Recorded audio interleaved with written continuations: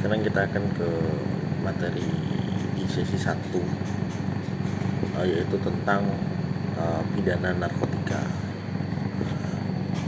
Untuk pidana narkotika, konsep utama dari narkotika adalah untuk merehabilitasi penggunanya.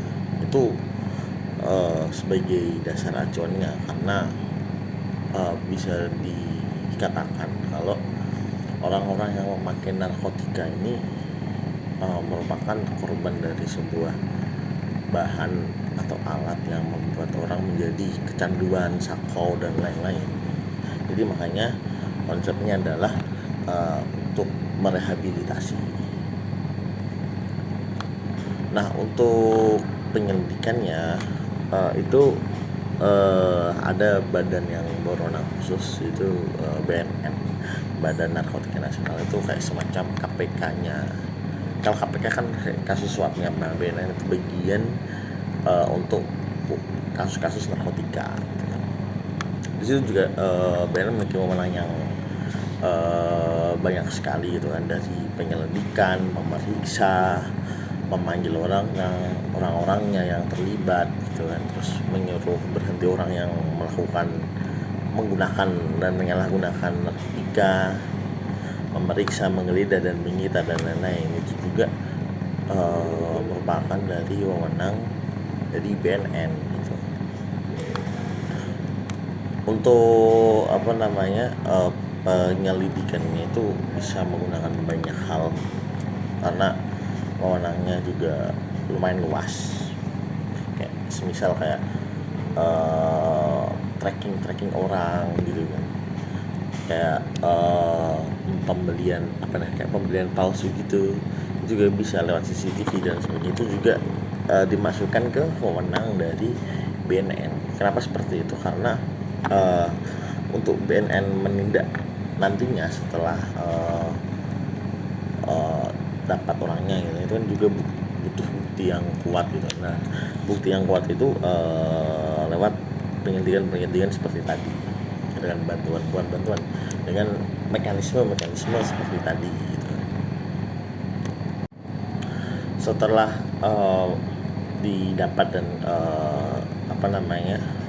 dengan mekanisme tadi orangnya, BNN juga berwenang untuk menyuruh melakukan persekutuan pada orang tersebut, agar juga diketahui, jangan sampai cuma kayak barang-barangnya aja yang terlihat di tempat atau di saat itu gitu, tapi juga dia benar-benar menggunakan apa tidak gitu. Terus mengambil sidik jari, memotret orangnya ya.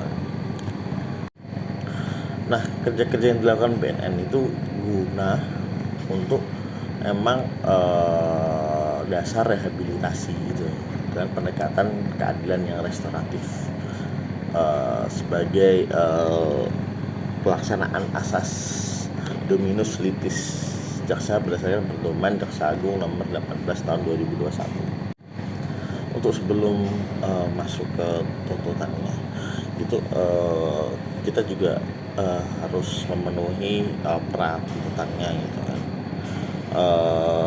Kita harus sebagai paralegal, kita harus meneliti hasil penyidikannya dari penyidik, mulai dari barang bukti, kualifikasi tersangka, jangan asal ambil sama dan sebagainya, kualifikasi tindak pidana dan kesesuaian pasalnya. Jadi sebelum tuntutan kita harus tahu nih, ini beneran di pasal narkotikanya apa enggak gitu. Unsur kesalahannya ada di mana, lalu kita harus memeriksa terhadap tersangka dan kalau bisa tanya mencari tahu rekomendasi hasil asesmen gitu. Jika orang tersebut berdasarkan penelitian berkas perkara, penuntut umum itu bisa mengenakan pasal 127 ayat 1 narkotika terhadap tersangkanya. Lalu juga harus memeriksa apakah tersangka ini end user atau pengguna terakhirnya lah untuk narkotikanya gitu kan.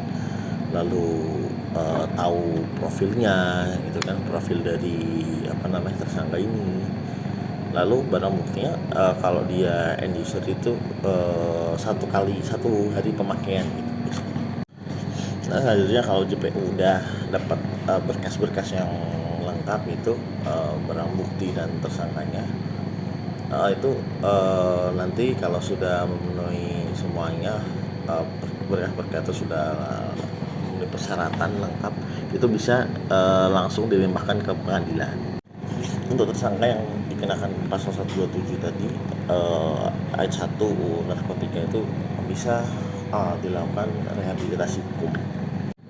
Tentu saja rehabilitasinya harus memenuhi syarat-syarat gitu kan, seperti tadi end user, barangnya juga 1 hari pemakaian gitu, barang yang ditemukan gitu kan.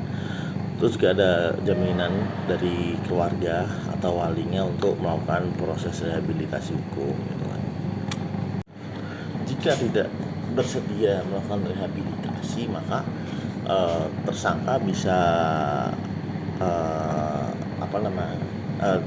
diproses, dilanjutkan proses penuntutan oleh jaksa penuntut umum. Untuk lamanya rehabilitasi itu biasanya menunggu hasil dari hasil asesmen terpadu, agar tidak sembarangan juga waktu yang ditentukan untuk rehabilitasi. Rehabilitasi hukumnya memuat 2 jenis, yaitu secara medis dan sosial. Secara medis yaitu dengan lembaga rehabilitasi sendiri. Lalu untuk sosial itu diselenggarakan oleh Kementerian Sosial, Dinas Sosial atau masyarakat. Nah, setelah rehabilitasi selesai, itu melaporkannya kepada penuntut umum. Lalu penuntut umum tidak akan melanjutkan ke tuntutannya nanti di sidang. Akhirnya tidak boleh penuntut umum itu menuntut tersangkanya gitu. Nah, apabila nanti terjadi pengulangan penyalahgunaan narkotika lagi orangnya gitu kan, yang pernah dijalani rehabilitasi yang kemarin itu, dia setelah pernah rehabilitasi ya dihitung telah menjalani rehabilitasi gitu. Jadi tetap prosesnya ngulang lagi, tapi masuk ke berkas kalau orang ini sudah pernah mengalami rehabilitasi.